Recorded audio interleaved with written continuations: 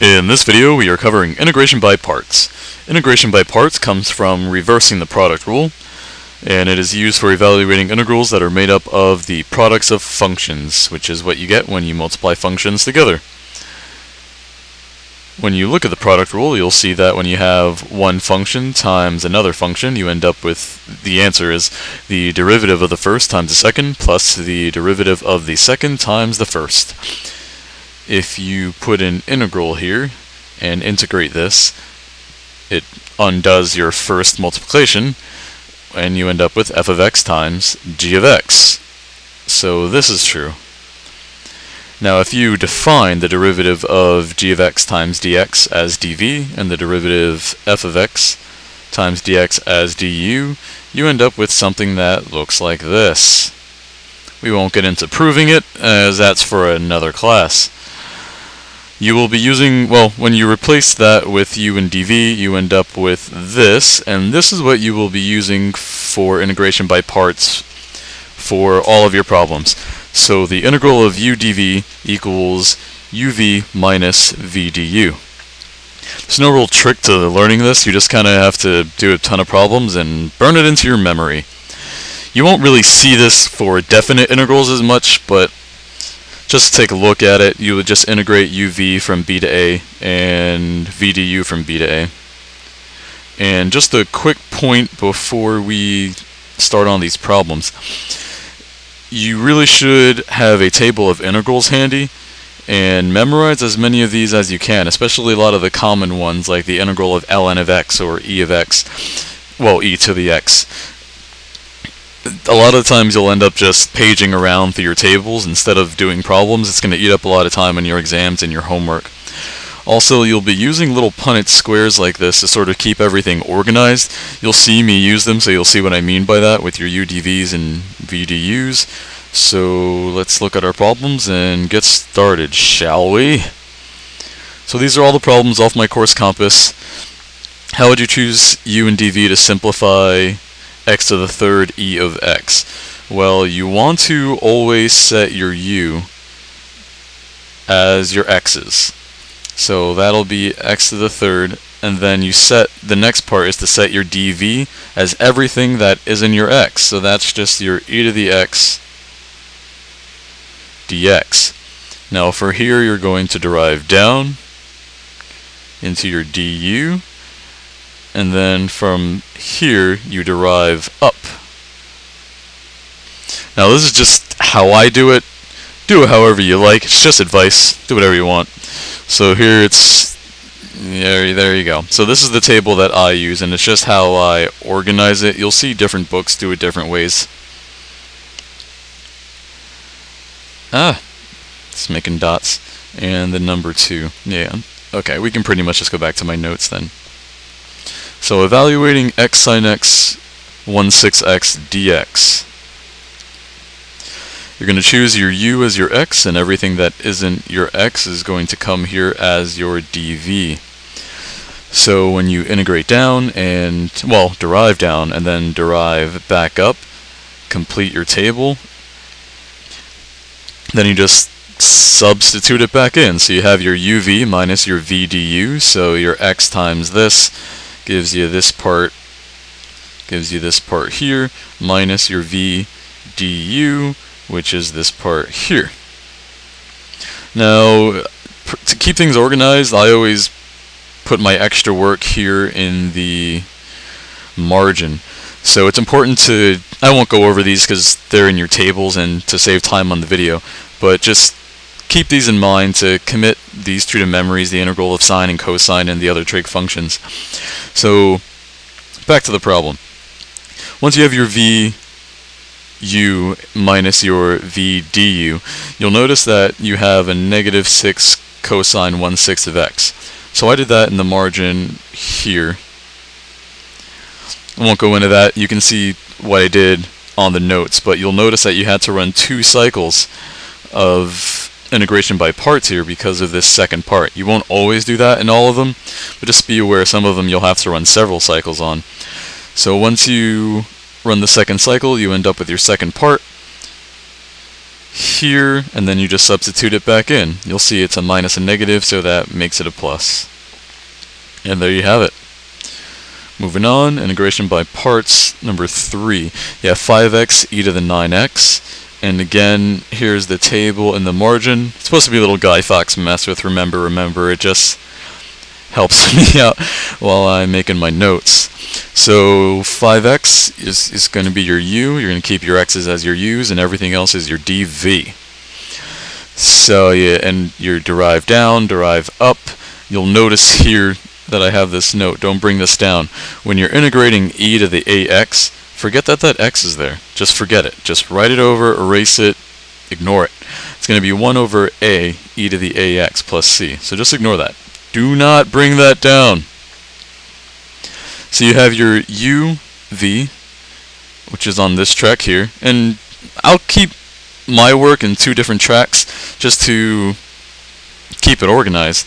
So your uv, you're going to get this 59x e to the 9x. In your v du, you end up with the 5 over 81 e to the 9x, being careful not to bring that x down. You don't have to do a second cycle here because you don't end up with another integral. So you can just place this minus that plus your c.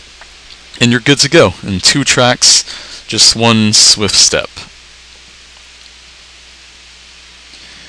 Now this one's a bit trickier.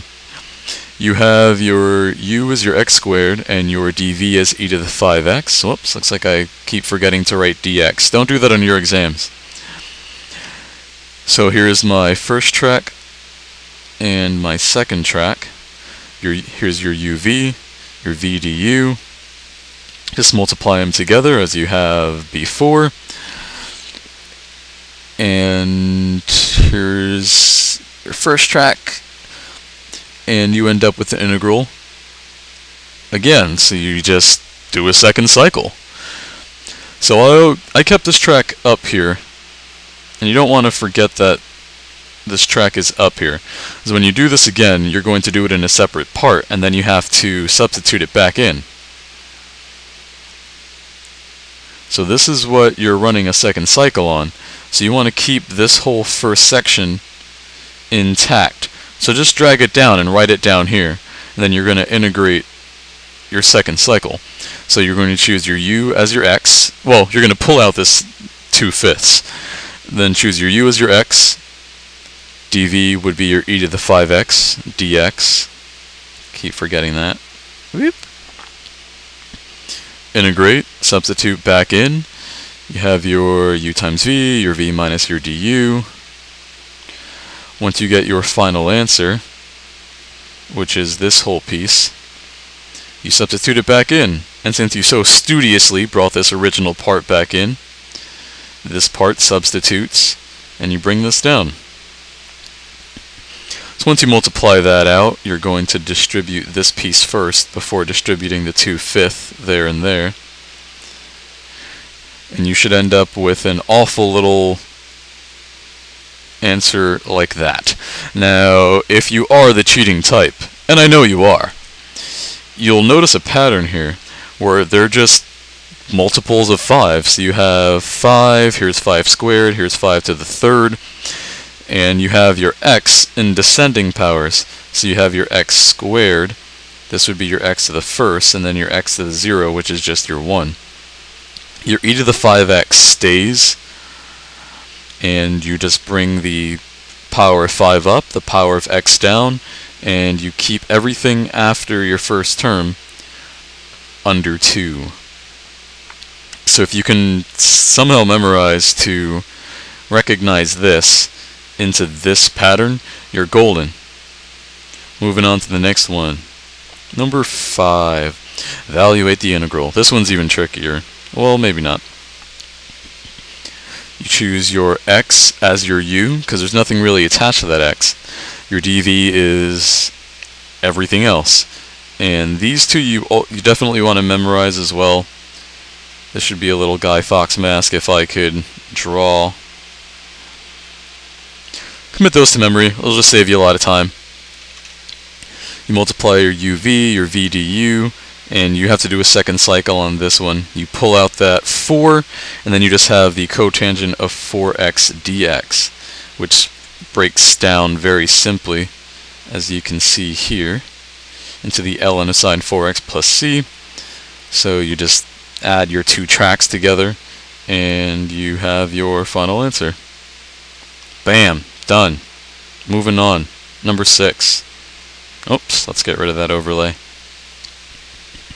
This one is also pretty straightforward. You're going to choose your u as the ln of 2x as your x on this one, and your dv as the 12x dx, just because it breaks down simpler with the natural logs. Most of your problems like this is going to be deciding what to choose as your u and dv. Normally it's going to be your x's and your ln's, just keep that in mind. To break down your u times your v and your v times your du, it breaks down very nicely with a second cycle. Now your second cycle, you don't really have to use integration by parts. If you don't know that the integral of 6x is 3x squared, by the time you reach this level of Calc 2, you are in big trouble. Number 7. This one, if you know the pattern, you can actually do it in one step. If you are the cheating type, and I know you are. Just learn this part right here, which should be in your table. The integral of x times sine x cosine x is 1/8 times this constant. And that constant will never change if it's sine x cosine x. So whatever the coefficient of x is, just put it over the 8 and simplify. So the 10 over 8 simplifies into 5/4, and there's your final answer. But if you have a teacher that requires you to show all your work, and I know you don't want it, but here it is. So you choose, and this one actually is very tricky. You're going to have to use your double angle formulas. I hope you remember those. So you're integrating 10x sine x cosine x. So if your double angle formula is the sine of 2x, 2 sine x cosine x, just divide it by 2. Bam! You got your sine x cosine x. Replace that with the 1/2 sine of 2x, because it's the same damn thing. Multiply it out, and now you're going to work with this, which is much easier to work with. You choose your u as your 5x, dv is the sine of 2x, and it works out real nicely. It breaks down into a simple little formula. You run a second cycle right here by pulling out that 5/2, and you end up with something like this. You're going to have to factor out your 5/4 to get your final answer in its most simplified form, which is what Course Compass wants. Most teachers don't care; they'll just let you. They'll accept that. But for factoring out your 5/4, what number is this? 7. Yeah, when you factor out your 5/4, your final answer should look something like this. It will break down into the sine of 2x minus 2x cosine of 2x plus c, just like we did on the little hacks cheat drawn earlier. Number 8. Evaluate e to the 5x cosine of 9x. You choose your trig function as your u on this one, and then your dv is your e of the 5x. And then you just substitute it in. So here you have your uv minus your vdu. Pulling out this negative 9/5 and using proper signage, because you have minus and negative, it breaks down into this piece here. And now you're left with this happy little integral, e to the 5x sine of 9x, and hey, you just do it again. Set your uv, vdu, blah blah blah, and set it up. Once you get the answer, well, I guess not the answer, but once this breaks down, you just substitute it back in, and you end up with this. So you're substituting the e to the 5x sine of 9x. Now, the book and Course Compass will show you to let I equal this, and then you solve for I, but it's basically just an additional cycle. So you solve for I and factor, and you end up with your final answer, which is right here. And be careful when you're plugging in this, tongue-tied, when you are plugging this into course compass with these parentheses. Now, if you are the cheating type, and I know you are, if you can recognize an e to the 5x times a cosine of a times x, you'll notice that it's really just this term times the cosine of 9x plus 9 sine of 9x. And your denominator is going to be this number plus this number, and you just square them both. So the square of this plus the square of that, and that is your denominator. And you can see the pattern here. I don't really need to go over it. My notes are pretty clear. If you are the cheating type, there you go. Little magic tricks in calculus. Number 9, the ln squared x to the 19th of dx. You set your u as your ln here, and this one's even trickier. Your dv is going to be whatever's left, so that's just going to be your dx. It might be easier to set your v at this point. It should be intuitive enough. So I don't know, that breaks down pretty simply. Now for these, this one was actually a multiple choice question. So when you multiply your v du, these x's are going to cancel out. And when you integrate your ln squared x to the 19x, you're going to end up with an x ln squared x to the 19th minus your v du. So when you look at your number 9, let's get my mouse back, you know you're going to end up with the x ln squared x to the 19th because of your u times your v. And it could also be this one, but when you see here you have a 19, and these should be increasing exponentially. So where the hell is that 19 coming from? Your answer is pretty obvious. Well, it's clear. And it's going to be the same situation for 10, which is ln squared x to the 16th. So I can get back here.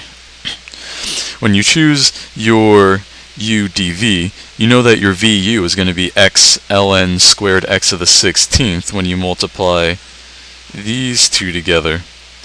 And when you multiply your v du, these x's are going to cancel out. So you're going to have a minus 32 ln x to the 16th. So again, it should be pretty obvious. You won't need to actually do any calculations for this one. You're going to have your x ln squared minus 32x plus the 512x plus c, and you don't really need to work that one out. And you know it can't be this one, because where the hell's the 16 coming from? That's not exponentially bigger. This one's all out of whack. You're not going to have a 512 before a negative 32. So those two don't require anything. Those are just sort of mental math, common sense questions. And that is your tutorial for 8.1. If you have any questions, feel free to shoot me an email, rate, comment, subscribe.